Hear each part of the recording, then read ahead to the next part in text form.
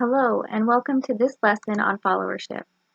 During this lesson, you will be prompted at certain times to grab a specific handout in order to reinforce the importance of followership in your professional development.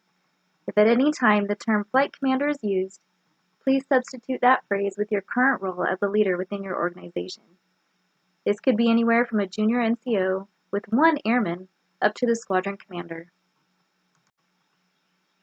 As you begin this lesson, please have the following 3 handouts with you and ready. These are the PDF files loaded into the same folder as this video. 1. Checklist for effective followership.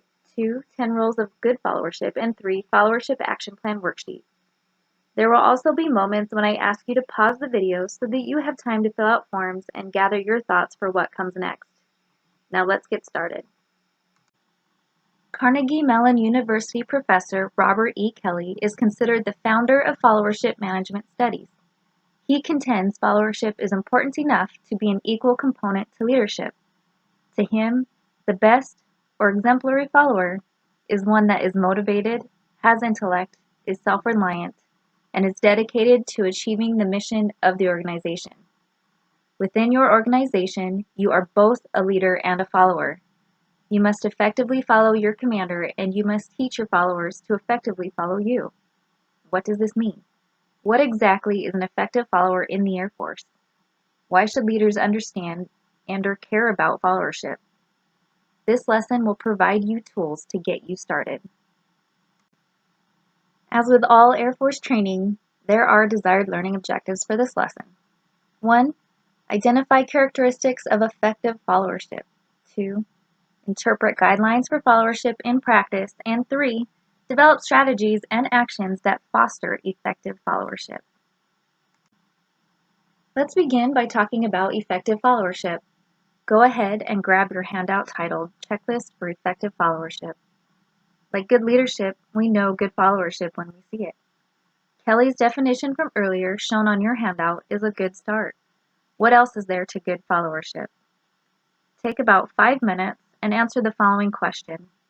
What characteristics do good followers in the U.S. Air Force demonstrate? Pretend you are developing a personalized checklist to evaluate good followers and fill in the worksheet provided.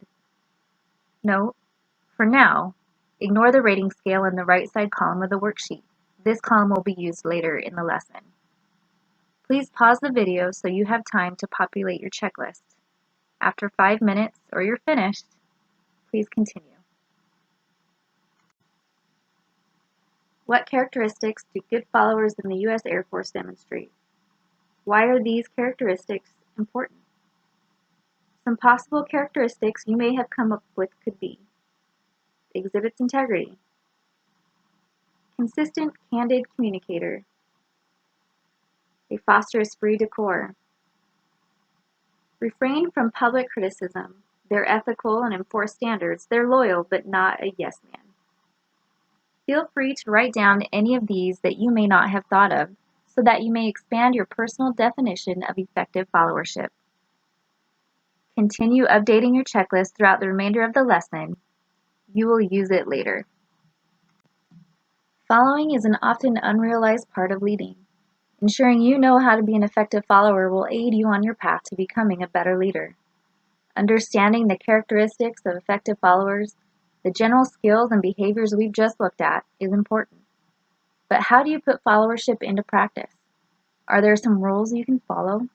As a matter of fact, there are. Please take out your 10 rules of good followership handout. These rules, written by former Dean of the School for Advanced Air Power Studies and prolific air power author Colonel Philip S. Meilinger, have been used at Air University for almost 2 decades. While they have stood the test of time, it doesn't mean you can't improve on them. As you read through these rules, consider, what would you add? What would you change? Come up with one new rule to augment or replace a rule on the handout. Provide a rationale for the change. Please pause now and take 5 minutes to review the 10 rules of good followership. Welcome back. Up to this point, the lesson has focused on effective characteristics, skills and behaviors for followership, and practical advice for being an effective follower. This part of the lesson builds on those key concepts to help leaders develop a roadmap, action plan, for encouraging effective followership in your subordinates. Grab your Followership Action Plan worksheet as we continue in the lesson. As a leader, you have a responsibility to develop your own followership performance and your subordinates' followership performance as well.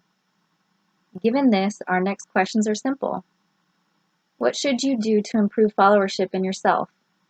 What should you do to build followership in your flight? Leadership expert Robert Kelly recommends that you develop a specific action plan for followership development. This plan should address actions and strategies you can take now to improve yourself and improve others. An example is provided on the front of the handout. Use the second page backside for your followership action plan. The goal at the end of the exercise is for you to both have an actionable plan, which will immediately produce results for both you and your team. Take about 10 minutes and fill in this worksheet for yourself and your flight. So what did you come up with? How can you foster followership in your flights?